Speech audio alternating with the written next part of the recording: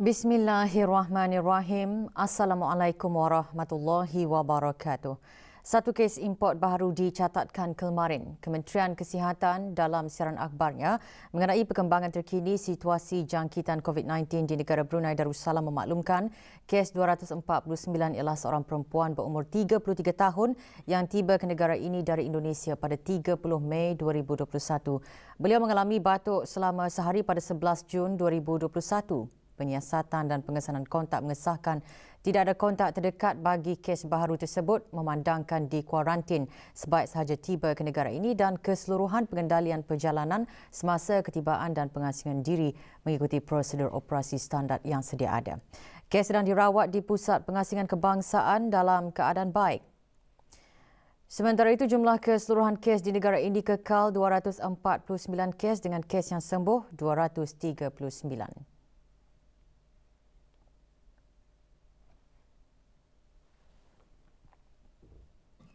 Kes terakhir jangkitan tempatan COVID-19 dilaporkan pada 6 Mei 2020, manakala jumlah kes import sejak kes jangkitan terakhir tempatan dilaporkan sebanyak 108 kes. 681 orang sedang menjalani pengasingan diri mandatori, 19,910 orang menamatkan pengasingan diri mandatori sejak Mac 2020. 314 ujian virus SARS-CoV-2 telah dilaksanakan menjadikan jumlah keseluruhan ujian makmal dijalankan sejak Januari 2020 kepada 134,327 ujian. Maklumat lanjut dan perkembangan terkini layari laman sesawang Kementerian Kesihatan dan talian Kesihatan 148. Sejak pelaksanaan program vaksinasi kebangsaan bagi COVID-19 pada 3 April lalu, lebih 61,000 dos suntikan vaksin COVID-19 telah diberikan. Manakala sejak pembukaan tempahan slot suntikan bagi warga emas pada 22 April lalu, seramai 6,515 orang warga emas telah menerima suntikan vaksin COVID-19. Dayang Hajah Minah binti Daud, 92 tahun, telah menerima suntikan dos pertama vaksin AstraZeneca pada 5 Jun lalu dan akan menerima suntikan dos kedua pada 28 Ogos depan. Dalam temu bual bersama RTB, Dayang Hajah Minah turut mengajak masyarakat di negara ini untuk mendapat suntikan vaksin COVID-19. Dapat Pak sakit baik-baik injek. Terima kasih. Dulu vaksin percuma. Kementerian Kesihatan sangat mengalu-alukan dan memberikan keutamaan kepada warga emas untuk mendapatkan suntikan COVID-19. Mereka dinasihatkan untuk membuat tempahan slot suntikan vaksin COVID-19 melalui aplikasi BruHealth bagi mengelakkan menunggu lama. Walau bagaimanapun, slot untuk walk-in masih disediakan dengan jumlah yang terhad. Warga emas juga ada disediakan ruang khas untuk membuat pendaftaran vaksinasi COVID-19. Konsortium Mu'allaf Prunus dengan kerjasama Pusat Dakwah Islamiah melalui bahagian pembangunan mu'allaf, pengupayaan mu'allaf dengan sokongan Bank Islam Brunei Darussalam BIBD malam tadi melancarkan logo rasmi Konsortium Mu'allaf Prunus masa majlis makan malam Hari Raya Aidilfitri bersama Konsortium Mu'allaf Prunus. Majlis berlangsung di bangunan Persekutuan Guru-Guru Melayu Brunei PGGMB Bandar Seri Begawan. Pelancarannya disempurnakan oleh Yang Berhormat Pihin Udana Khatib Datuk Paduka Seri Setia Ustaz Haji Awang Badaruddin bin Pengarah Datuk Paduka Haji Awang Osman, Menteri Hal Ehwal Agama. Konsortium Mu'allaf Prunus dan Kedai Al-Qudwah ditubuhkan pada tahun 2019 dan merupakan sebuah platform yang menjadi paksi kepada gabungan mu'allaf membangun perniagaan mereka secara berkelompok. Konsortium Mu'allaf Prunus juga bertanggungjawab menyelia latihan inkubator Al-Barakah di bangunan Darul Huda Pusat Dakwah Islamiah dan memberikan bimbingan dalam bidang keusahawanan. Majlis diisikan dengan pameran jualan kraft tangan hasil daripada keusahawanan mu'allaf dan pameran menu hidangan food court Konsortium Mu'allaf Prunus. Juga hadir Pengiran Datuk Seri Paduka Haji Bahrum bin Pengiran Haji Bahar Timbalan Menteri Hal Ehwal Agama.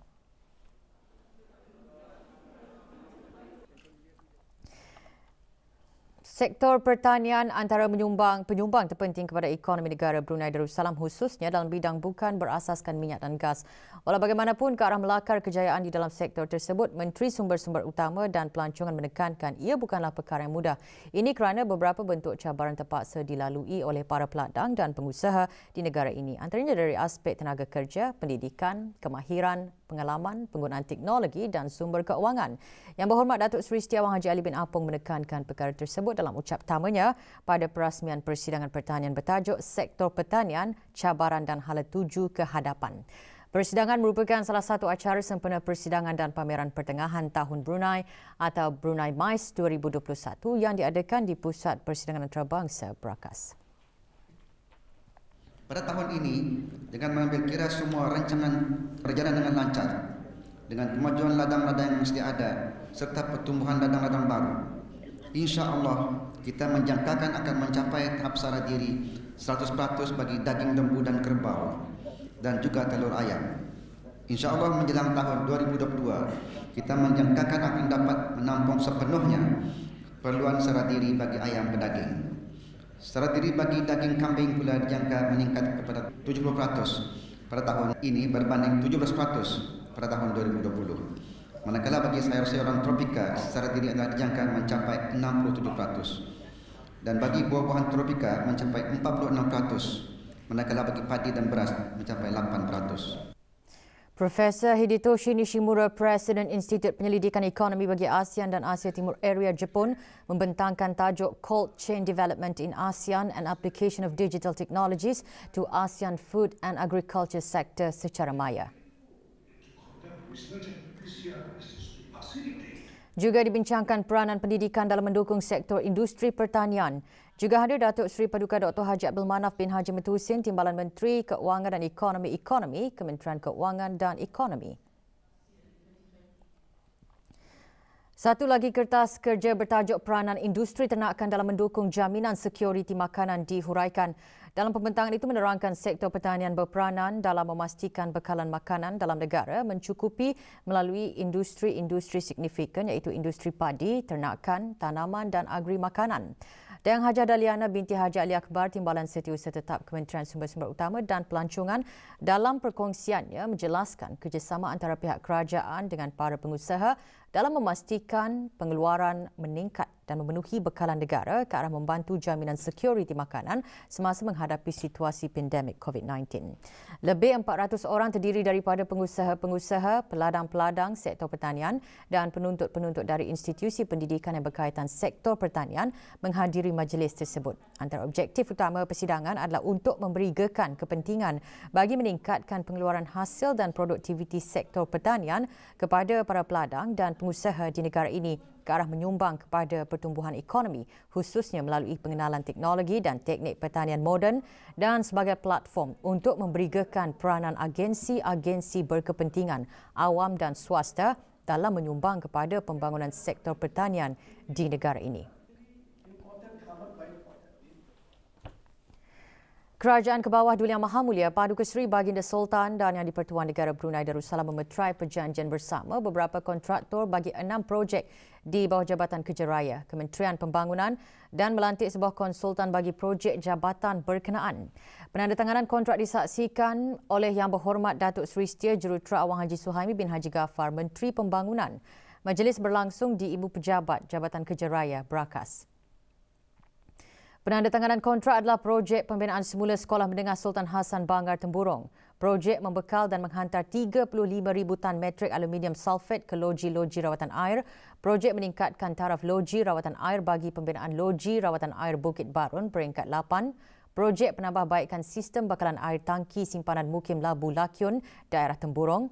Projek penambahbaikan sistem bekalan air tangki simpanan Kampung Batang Duri, daerah Temburong serta projek kontrak penggal bagi kerja-kerja pemeliharaan sistem klorin, peralatan dan personal protective equipment loji rawatan air daerah Brunei dan Muara, Tutong dan Temburong 2021-2023. Sementara itu, perunding Prima Reka dilantik sebagai konsultan bagi projek kerja-kerja tanah dan infrastruktur Universiti Islam Sultan Sharif Ali, UNISA. Penceramah dan da'i sewajarnya mengambil peranan aktif dalam dakwah bagi membendung gejala yang merosakkan daripada berlaku kepada umat Islam dengan kaedah, cara atau metode tertentu. Oleh itu, kerja-kerja dakwah mesti dilestarikan dengan rasa tanggungjawab seiring dengan perkembangan revolusi industri 4.0. Perkara tersebut ditekankan oleh Pengiran Datuk Seri Paduka Haji Bahrum bin Pengiran Haji Bahar, Timbalan Menteri Hal Ehwal Agama semasa majlis pembukaan rasmi bengkel memantapkan dakwah. Majlis berlangsung di Kolej Universiti Perguruan Agama Sri Begawan, Kupu SB.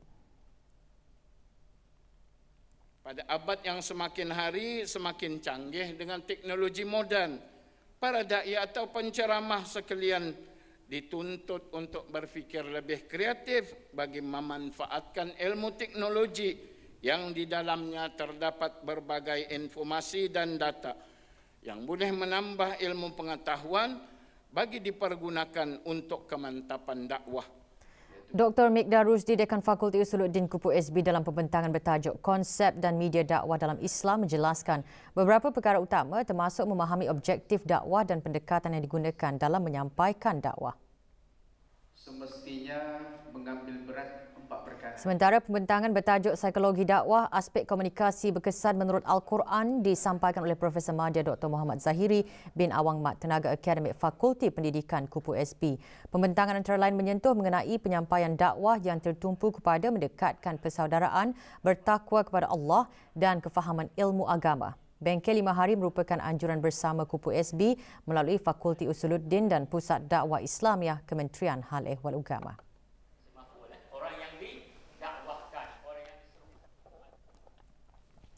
Maktab Sains Paduka Sri Begawan Sultan menerima sumbangan 202 buah buku dari Kedutaan Republik Rakyat China di negara Brunei Darussalam. Penyerahan sumbangan diadakan di perpustakaan maktab berkenaan. Puan Yang Terutama Yu Hong, Duta Besar Istimewa dan Mutlak Republik Rakyat China ke negara ini menyerahkan buku-buku tersebut kepada Dayang Hajah Susilawati binti Datuk Paduka Haji Muhammad, Pengetua Maktab berkenaan. Buku-buku tersebut meliputi pelbagai aspek pembangunan China seperti ekonomi, sains dan teknologi, kesusasteraan, seni dan pelancongan yang diharap membantu para guru dan pelajar mendapat pengetahuan yang lebih mendalam mengenai China. Pentingnya untuk memahami dan menggunakan cara-cara atau teknik khusus bagi mengeluarkan hadis melalui sumbernya yang asli antara yang ditekankan semasa kursus sehari ilmu hadis siri pertama Semak Sebelum Sebar. Kursus dihadiri oleh 35 peserta terdiri daripada pegawai dan kaki tangan kerajaan mewakili Kementerian Hal Ehwal Agama, Jabatan Mufti, Kementerian Pertahanan serta UNISA. Kursus dikendalikan oleh Fakulti Usuluddin dengan kerjasama Pusat Kepimpinan dan Pembelajaran Sepanjang Hayat UNISA.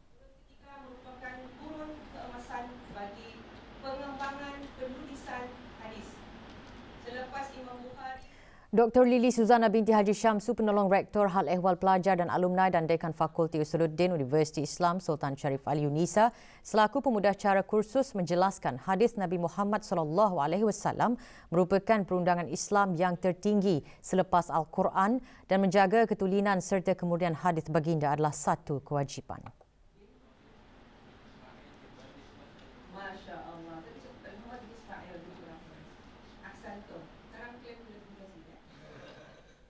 Kursusan ini dibuat memandangkan kita ni sangat mudah untuk menerima hadis-hadis tanpa ada kadang-kadangnya sumber yang dinyatakan.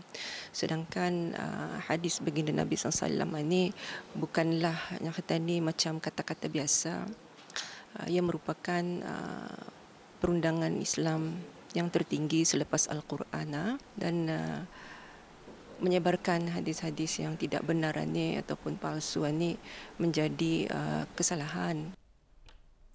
Jabatan Bomba dan Penyelamat Cawangan Operasi B Daerah Blight dengan kerjasama Pusat Pendema Darah Perkhidmatan Makmal Hospital Raja Isteri Pengiran Anak Saleha menganjurkan kempen demam darah yang diadakan di sebuah pusat membeli belah di Kuala Blight. Sejumlah 66 pain darah yang berjaya dikumpulkan. Kempen bersempena sambutan ulang tahun Jabatan Bomba dan Penyelamat ke-61 ini bertujuan mengumpulkan darah yang diperlukan di unit tabung darah.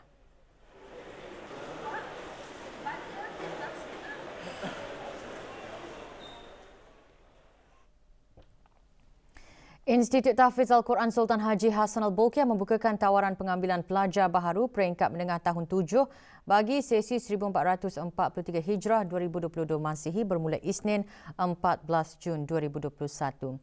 Antara syarat-syarat permohonan hendaklah rakyat ke bawah Duli Yang Maha Mulia Paduka Seri Baginda Sultan dan Yang di-Pertuan Negara Brunei Darussalam atau penduduk tetap bagi bukan rakyat iaitu ibu atau bapa yang bertugas di jabatan kerajaan atau government-linked companies di negara Brunei Darussalam boleh menghadapkan surat permohonan khas kepada Lembaga Institut Tahfiz Al-Quran Sultan Haji Hassanal Bolkiah melalui pengetua institut berumur tidak melebihi 14 tahun pada 1 Januari 2022 atau berada dalam tahun 6 pengajian di sekolah-sekolah kerajaan atau swasta pada 2021.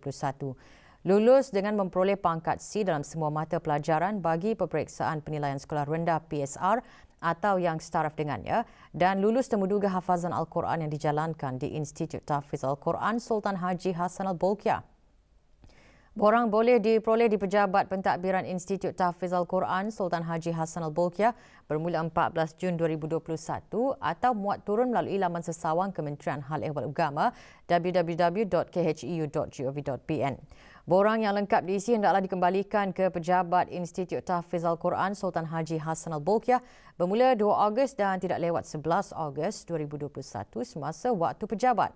Keterangan lanjut hubungi 222-2090, 222-2093 atau 222-2096, sambungan 206 atau 230 atau 234.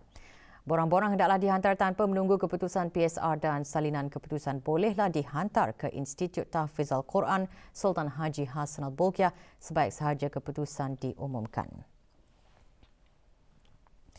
Beralih ke berita antarabangsa. Malaysia meningkatkan lagi kempen vaksinasinya dengan mendapatkan lebih banyak bekalan perubatan dan menambah jumlah pusat-pusat inokulasi di seluruh negara. Usaha tersebut dibuat ketika Malaysia terus berdepan dengan peningkatan kes jangkitan COVID-19. Setakat kemarin, Malaysia mencatatkan 5,793 kes jangkitan baharu sekaligus menjadikan jumlah keseluruhan kes jangkitan di negara berkenaan meningkat kepada lebih 650,000 kes. Awal bulan ini, Perdana Menteri Malaysia Muhyiddin Yassin mengumumkan akan mendapatkan 16 juta dos vaksin bagi tempoh 2 bulan akan datang. Di samping itu, Tuan Muhyiddin Yassin juga menyatakan Malaysia akan membuka lebih 300 tempat vaksinasi. Pusat Konvensyen Kuala Lumpur dalam pada itu telah mula dibukakan sebagai tempat vaksinasi pada 5 Jun lalu dengan kemampuan untuk menerima 8,000 orang sehari. Setakat Jumaat, lebih 422 juta dos vaksin diberikan ke seluruh Malaysia. Dalam pada itu, Arab Saudi memutuskan ibadah haji pada tahun ini hanya dibukakan kepada warga negaranya dan warga negara lain yang berada di negara itu sahaja. Saudi Press Agency SPA melaporkan perkara tersebut sekaligus ia bakal menjadi tahun kedua Arab Saudi tidak menerima kemasukan jemaah haji dari luar negara sebagai respon kepada pandemik coronavirus. Kementerian Haji dan Umrah Arab Saudi juga menyatakan hanya individu yang berumur 18 hingga 65 tahun yang telah menerima vaksin atau imunisasi daripada virus serta bebas daripada penyakit kronik dibenarkan untuk menunaikan ibadah haji. Di samping itu, jumlah maksimum jemaah haji pada tahun ini ditetapkan hanya 60,000 jemaah sahaja. Sebelum penularan pandemik COVID-19 dan pelaksanaan penjarakan sosial bagi membendungnya, kira-kira 2.5 juta jemaah dibenarkan untuk mengunjungi kota Makkah dan Madinah bagi mengerjakan ibadah haji. Hubungan antara Britain dan Kesatuan Eropah mendominasi permulaan sidang kemuncak kumpulan negara-negara G7 pada hari kedua kemarin ketika kedua-dua belah pihak mengalami kebuntuan dalam rundingan mereka sehingga Presiden Amerika Syarikat Tuan Joe Biden menyuruh mereka untuk mencari jalan penyelesaian. Semasa sidang kemuncak yang berlangsung di barat laut England, Perdana Menteri Britain Tuan Boris Johnson mengadakan rundingan dengan Presiden Perancis Tuan Emmanuel Macron, Chancellor Jerman Puan Angela Merkel dan para pegawai tertinggi Eropah Puan Ursula von der Leyen dan Tuan Charles Michel. Kesatuan Eropah menegaskan kepada London bahawa ia perlu melaksanakan perjanjian Brexit sepenuhnya dan mengenakan pemeriksaan ke atas barang-barang tertentu yang dibawa dari Britain ke wilayahnya di Northern Ireland. Britain sementara itu menggesa bagi penyelesaian segera dan inovatif dalam perjanjian protokol Northern Ireland. Sejak Britain keluar dari kesatuan itu tahun lalu, hubungan antara kedua-dua belah pihak dingin selepas beberapa bahagian dalam perjanjian pengunduran Britain tidak dipersetujui, meliputi isu-isu sempadan dengan Northern Ireland. Kejohanan bola sepak Eropah, malam tadi satu lagi perlawanan kumpulan A dan dua aksi kumpulan B telah berlangsung. Dalam kumpulan A, pertemuan antara Switzerland dan Wales dalam aksi yang diadakan di Stadium Olimpik Baku di Azerbaijan seri satu sama. Manakala dua perlawanan diadakan bagi kumpulan B pada awal pagi tadi, Denmark yang menerima kunjungan dari Finland tewas 0-1 dan Belgium menang menentang Rusia 3-0. Sementara itu, dalam perlawanan malam ini menyaksikan aksi kumpulan D pertemuan antara England dan Croatia.